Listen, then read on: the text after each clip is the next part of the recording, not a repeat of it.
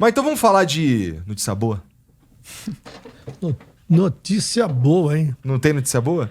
Deflação, dólar, emprego, as coisas melhoraram aí um pouquinho. Ó. O Brasil registra deflação, aumento de emprego e dólar a R$ 5,30. 5,29 hoje. 5,29. O que isso quer dizer, Tramontina? 5,29. Então teve 5,29 o dólar, menor valor em 15 meses. Né? Teve Bolsa de Valores batendo recorde. Dizem que amanhã é por causa da manhã, porque amanhã tem a super quarta. Porque o Fed nos Estados Unidos deve anunciar um corte da taxa de juros de 0,25 ponto percentual. E aqui no Brasil já começou a reunião do Banco Central, do Copom, que vai definir taxa de juros, deve manter taxa de juros, mas sinalizando que no futuro próximo pode cair. E essa junção, se você reduz os juros nos Estados Unidos, os investimentos nos Estados Unidos, em tese, se tornam menos interessantes. Uhum. E aí mais dinheiro pode vir para o Brasil, com investidores botando dinheiro aqui. Né? O emprego, a taxa de desemprego foi para 5,6% no trimestre, é a menor taxa histórica desde 2012. E a inflação, que no mês passado, em julho, foi 0,26%, em agosto saiu o número menos 0,11. O que é menos 0,11? Significa que as coisas, em vez de ficarem mais caras, elas caíram. Elas ficaram mais baratas. Mais baratas. Né? E isso beneficia, toda vez que a inflação cai bastante, beneficia especialmente a população mais pobre. Porque a classe média, especialmente os ricos, não tem inflação. Rico não tem inflação. Classe média alta sofre um pouco. Uhum. Classe média começa a sofrer mais e o pobre paga a conta. Sabe dizer se nessa estatística de desemprego aí a gente está contando quem não está procurando emprego, a gente está contando Bolsa Família, a gente já conta tudo isso? O emprego no Brasil, Igor, ele é considerado, né? Tanto o emprego formal como informal, aquela pessoa que está se o cara tem um emprego há 6 meses, aliás, se ele está desempregado até 6 meses, ele é considerado desempregado. Passou de 6 meses, ele não arranjou um emprego, ele não é mais considerado desempregado. Ele é considerado como uma população inativa.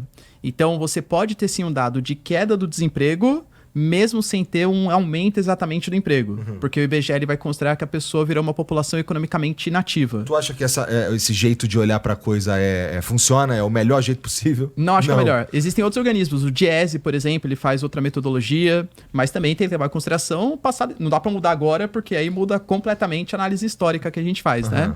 Então, acho que poderia ser, sim, reformulado para outra metodologia mais eficiente. Se bem que o governo lembra que este ano 2 milhões de pessoas deixaram o Bolsa Família porque arrumaram emprego. Agora, o arrumar emprego nem sempre quer dizer um emprego formal, né? Exato. Muitas vezes ele abre o próprio negócio, uma birosca, um pequeno comércio no lugar onde ele mora, que genericamente o pessoal passa a dizer que ele é um empreendedor. Né? Um empreendedor é um pouco romântico falar isso para um cara que começa a fazer... se virando, né? O cara tá se virando. Mas ele está no comecinho ainda, ele não é um empresário, né? Porém, o governo lembra que 2 milhões de pessoas deixaram o Bolsa Família exatamente porque passaram a ter algum tipo de atividade econômica. O que coloca um pouco em xeque o argumento de quem diz que o cara que ganha Bolsa Família ficará acomodado ganhando Bolsa Família para sempre. Exatamente. 2 milhões de pessoas é significativo. Não né? é. O Bolsa Família é de quanto? Eu desculpo. É pouco, é 100 e pouco. Por pessoa. É que teve o Auxílio Brasil que aumentou, depois o Bolsa Família aumentou um pouco mais. Acho que deve estar por volta de uns 500, 600 reais, se não me engano, não é isso? Hã? 671 reais. Tá. Aí... eu vejo muito, acho muito engraçado, não é palavra, né? Mas um tanto hipócrita. Aí o cara que tem dinheiro fala assim: mas os negros ficam pendurados no Bolsa Família. O cara tá tomando um vinho de 200 pau a garrafa e acha que ganhar 500 reais para quem não consegue emprego e tá morando lá no fim do mundo, né? É um grande dinheiro. O cara tá ali encostado nessa grana e dá para ficar assim para sempre. Quando você pega as comunidades indígenas isoladas, eles vêm para uma cidade grande para receber o Bolsa Família, levam 2 dias de barco gastam metade do valor do Bolsa Família em combustível que eles pagam lá para o barqueiro para trazê-los para a cidade. Então as coisas não podem ser também analisadas dessa maneira, sabe? É uma indignidade a pessoa passar fome. A gente tem que partir desse pressuposto. Você pode não gostar desse formato, dessa fórmula que alguns chamam de clientelista, de você dar dinheiro para alguém.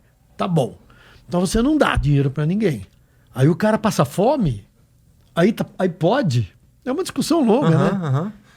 Eu acho que... Eu gosto da ideia da renda básica universal, inclusive. Me parece... não sei, a gente nos aproximaria de algo que... No mundo em que a pessoa não sofre a indignidade de ficar com fome mesmo, né?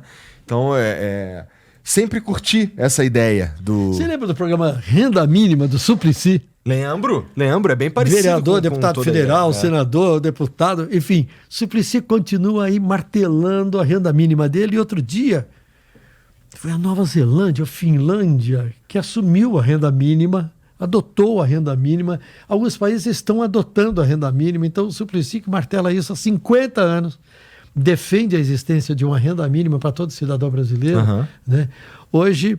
mostra que, apesar da descrença de muitos, e muitos sempre zoaram com o Suplicy, lá vem ele com a renda mínima, né? O Suplicy é até meio folclórico e tal, mas é um sujeito de uma dignidade, de uma integridade pessoal, né? Acima de qualquer discussão. Né?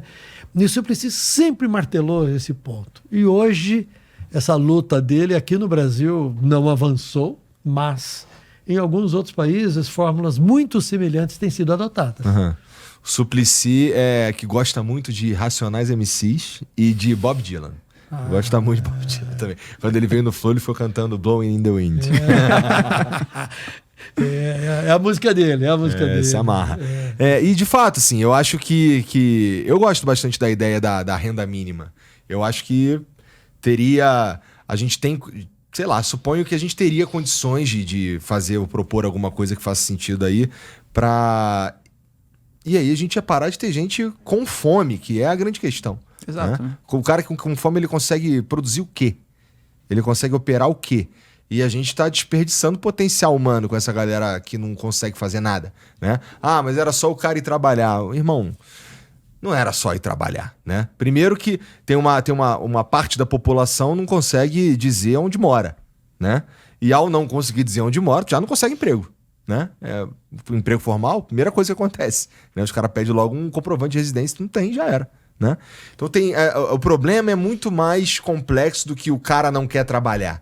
O cara não quer trabalhar é uma minoria, me parece, né? Especialmente com o número de que 2 milhões de pessoas deixam o Bolsa Família para trabalhar. Especialmente porque o salário mínimo é o dobro do Bolsa Família, né? Só algumas questões aí. A questão, por exemplo, do Bolsa Família ou da renda básica, ele é até uma concepção que os liberais alegam que é uma concepção liberal. Isso é verdade. De você solucionar o problema, né? O que seria uma decisão mais intervencionista, sei lá, tem gente passando fome no Brasil. O Brasil criaria uma estatal, a Comidobras, que forneceria comida para a população. Mas quando você vai lá e fornece, até o Milton Friedman, né, economista da Escola de Chicago, ele chama isso de um imposto negativo, ou seja, a população mais pobre paga imposto. O que eu estou fazendo é devolvendo o imposto para que essa pessoa tenha o direito de ter maior poder de consumo, e aí vai movimentar a economia, quando esse cara gerar tem emprego. dinheiro, movimenta. Exatamente, é o cara ficar guardando dinheiro, ainda mais a população mais vulnerável. Então esse cara vai gastar e vai movimentar a economia em lugares menos acessíveis, né? Sobre a questão da deflação também, claro que é um ponto positivo, mas sempre tem um mas aí, né? Lá vem uma notícia negativa. Eu tenho uns amigos jornalistas que falam assim, as manchetes da Folha de São Paulo. Brasil cresce não sei o quê, mas em seguida vai cair. O Brasil ganha não sei o quê, mas em seguida vai perder. Mas explico mais. Grande parte dessa queda foi causada pela queda do preço da energia. Se eu não me engano, teve uma queda de 4%. Sim. E está muito associado ao bônus Itaipu, né? Que é uma coisa esporádica, uma coisa que aconteceu esse mês e a tendência é que nos próximos não aconteça mais. Então, energia ficando mais barato, isso é ótimo para a população mais pobre. Os alimentos também tiveram uma queda, né? Tiveram uma deflação em alguns alimentos, que é bem legal. Mas a tendência é que nos próximos meses, infelizmente, a inflação tende a aumentar de novo. Ela tá em 3,1%, 3,3% no ano. né? Qual que é a meta? Então ela tá 3,5? 4,5. 4,5, né? Daí tem uma margem de erro, né? O teto é 4,5. Né? Essa é a meta de não chegar a isso. O teto a ser Queremos alcançado não chegar em não chegar a 4,5. 4,5. Nós estamos isso aqui, inflação de agosto. Temos ainda 4 meses, setembro, outubro, novembro, dezembro.